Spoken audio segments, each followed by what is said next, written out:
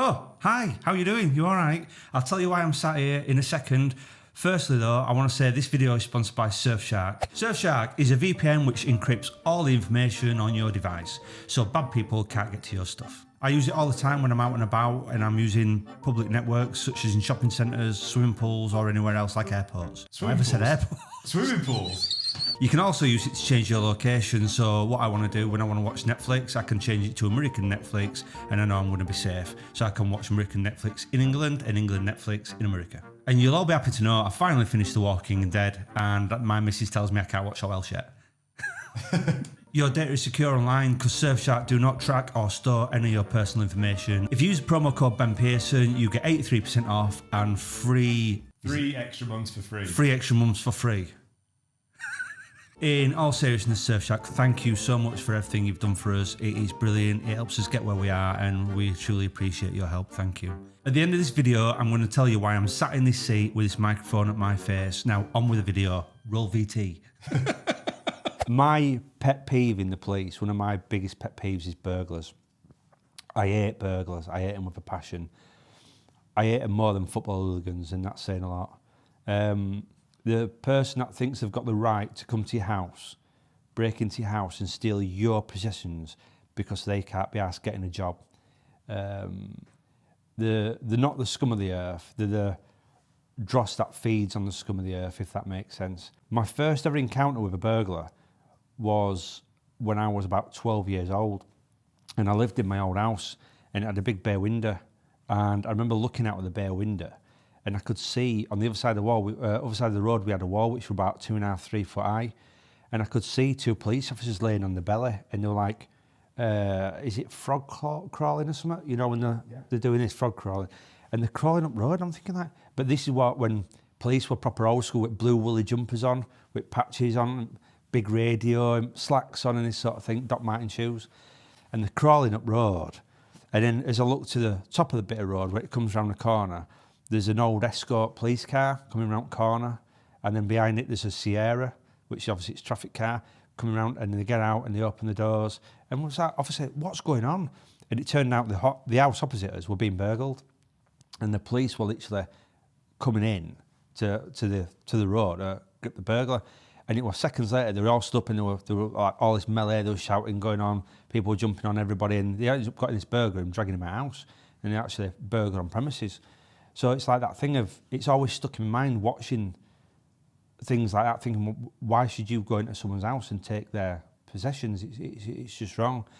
And I think one of the, we've caught so many burglars on scenes, it's untrue, but one of the funniest ones I can ever remember, we got sent to a attempt burglary at a jewellers in Ilkley.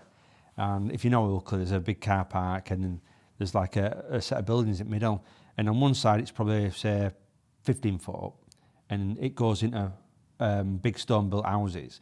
And on the other side, it's probably 65 foot up as the levels of the road change. And then we got information that this is trying to go through the roof and then break in. We all tend to see him, we surround it, and then we can keep seeing his head popping over at top of the wall and having a bit of a look. So we're thinking, he's there. So I call helicopter, and helicopter comes in. And helicopters circling his premises, and they say, we can see him now, he's on the roof. And he's basically being Spider-Man, he's jumping from roof to roof, there's gaps of probably 5 feet with a 50-foot drop, and he's going all round and he's trying to hide, but we can't get any ladders, it's 3 morning. We're having to call the fire brigade out then, and I think they're coming from Shipley at that time, because we need a big lift. And what is Shipley or we're at Wakefield? But they needed a big lift, like an IAB, or whatever you call it. So we locked all the premises and the road down. Helicopters over above, but the helicopter couldn't stay, I can't say words, couldn't stay still for a certain amount of time, so it's got to fly around in a big circle. So as it starts flying around in a big circle, it loses sight of this man, and he's tucked in behind 2 eaves and a little bit of an overlapping roof. So it comes back round and he says, yeah, he's still there, he's laid on the roof. So it comes back round, he's gone. As this burglar, he's just literally disappeared. There's no heat traces, there's nothing. So we're all looking, thinking this lad's going to jump down, but he's just completely disappeared. After about an hour waiting, this fire brigade specialist truck comes up, and I'm petrified of heights. And the only person who decided to want to go up is me. So they're sending me up about 60 foot, up this bloody building. So they put me in an harness, clip me into it, and it goes up. By this point, wind's started, and it's rocking backwards and forwards and side to side. And I'm just thinking, please don't let me find you, because they're going to unclip me and make me go over to him, or they're going to ask him to come to me, and I'm going to have to lock this lad up. And it goes up, looks over at building, and there's 2 recesses where we think he's hiding. We look over there, he's not there, and his burglar's completely and utterly gone. We stay for about another hour at scene. Helicopter's still flying around, dog's got no scent, and there's nothing we can do. So we're just going to have to call it a day, and we think he's got down somewhere and disappeared. At about 9:30 in the morning, all the office staff for a local office go to work, and they're currently sat down doing loads of typing, and then the ceiling just falls through, and his burglar falls through the ceiling, lands in the middle of office like an idiot, on the floor curled up in a ball, stands up, full of loot, just looks at everyone and runs off. We get a call about 9:30 in the morning saying someone's just dropped through a ceiling and run off. Turns out that when he's on top of this roof, he's lifted some, I don't know if there were, some of them have got a stone roof with flags up. He's lifted something up, he's gone through the material and he's closed it all back down when the helicopter's gone. So he's actually gone into the eaves of the building. He's gone through all the walls, he's dropped down between 2 right thin walls, he's scuffed his way through, and he thought he were above another shop that he could get out, but he wanted him top of his office. So he's curled up in a little ball and gone to sleep till 9 in the morning. And at that point, ceiling's given way and he's come through past the ceiling, landed in the office, got away scot-free, couldn't find him. No forensics, no nothing. But he'd had such a mission to escape the police. He's had a mission to escape justice.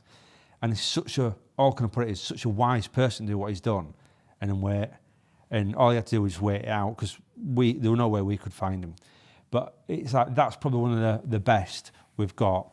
But I just think to find a burglar on scene, we've got one that were up Saltaire Road. We got it were an old granny flat. Can I say granny?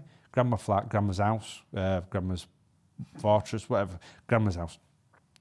And grandma had run a man and woman, and there were 2 bagheads in the house stealing from her. So we've attended house on Victoria Road in Saltaire, doors wide open, gone in, and we just found them there, filling the pockets up with grandma's life savings, grandma's loot. And I just think it's, you've gone into someone's grandma's house, a little old lady who's petrified, and you're filling your pockets full of her stuff. What are you thinking? He was detained, and he was put in cuffs. She started to try and fight. She was put in cuffs.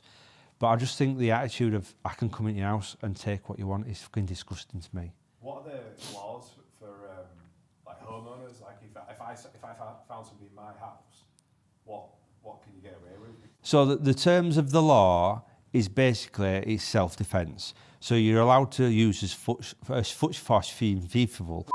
You're allowed to use as much force deemed reasonable at the time to protect you, your property, and your family. So to give you an understanding of how that works, if someone comes into your house and they've got a knife, you're allowed to use what you think is reasonable to detain that person or overpower that person. You can't literally just get a gun and shoot them because they've got a knife. It doesn't work like that.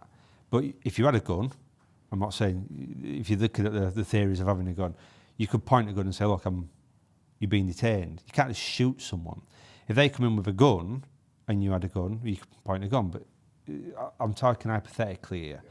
If they come in and start fighting you can start fighting them back. It's like there were a case not so long since where a burglar broke into an old man's house and an old man had stabbed him in back and he'd gone into the street and he died. Well, it's an old man. It's middle at night. This bloke's broke into your house. So he stabbed him. Well, why would you? I'm not being funny, but why would you not?